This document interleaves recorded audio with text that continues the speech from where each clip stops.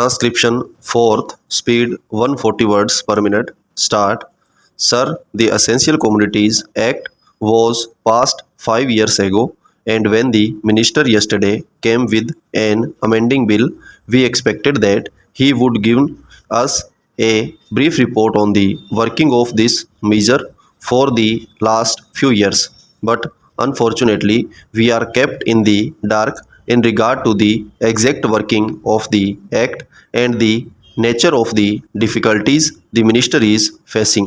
Sir, as far as I know, many of the provisions of this enactment have been observed more in violation by his agents at the state level.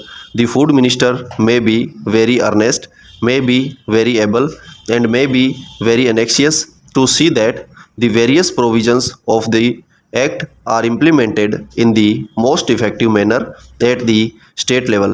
But unfortunately, his agents at the state level are not equally enthusiastic or equally anxious to observe the provisions of this enactment.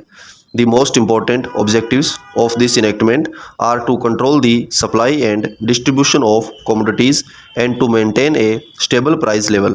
In regard to both these aspects, I am afraid that the government has failed to realize the objectives in view. Some time passed when there was scarcity of food grains. Attempts were made to make procurement from certain wholesale merchants and from rich rice mills. In my own state, I know of many instances of such procurement where, after making known that certain things had to be done and certain steps had to be taken by the merchant community, nothing was done later on. But the government, when they found that these very orders of the government were violated, as a result of the violations, there was a consequent rise in the prices of food grains in respect of other commodities like iron and steel, paper, etc. We see a lot of speculative activities, but the provisions of the Act have not been brought to bear on them. Perhaps no case of prosecution was launched against those people who contravened the various provisions of the Act. We are interested to know in how many cases of the government have taken steps to prosecute individuals who have violated the various sections of the Act. The minister said that the power under the Act were not adequate. We sympathize with the food minister, but I want to know what action has been taken in this regard by the various state governments. In regard to the amending provision, I want to know from the minister what would be his difficulty even if minor offences are taken to courts of law. For instance, the Motor Vehicles Act deals with various offences, both major and minor. The various minor offences under the Act are taken to courts and people are prosecuted. What is the difficulty in taking these cases of a minor nature to courts of law? There the people will have some safety that they will get a hearing, and if the offences are really offences, then they would be prosecuted, otherwise they will be acquitted. Here the minister says that there should be a security deposit. If there is a violation of a particular provision of the enactment, then the executive authority will have the power either to confiscate a part of the amount or the whole of the amount.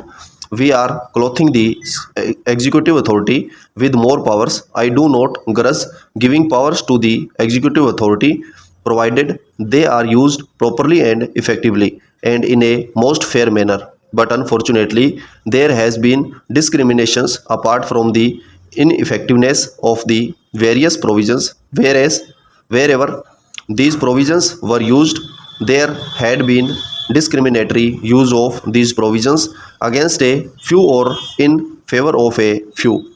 Normally, when officers are clothed with more powers, there is large scope for corruption. I feel that it would be desirable to avoid such malpractices, and it would be desirable, I think, that even for minor offences, the parties should have a chance to defend their actions. I do not think that this problem of dealing with minor offences will become complex or complicated in any way. if we take them to courts of law. I want a reply from the minister in what way he is suffering from a handicap in dealing with minor offences or offences of a technical nature. The honourable member made the point that even if this thing was acceptable to the house, he did not know what amount would be demanded as security, so the minister should tell us what amount is normally accepted from a licensee in all cases and what the offences are which are of a technical or minor nature which he has in view. We are not told which are major offences and which are minor offences. Clarifications on these points are necessary.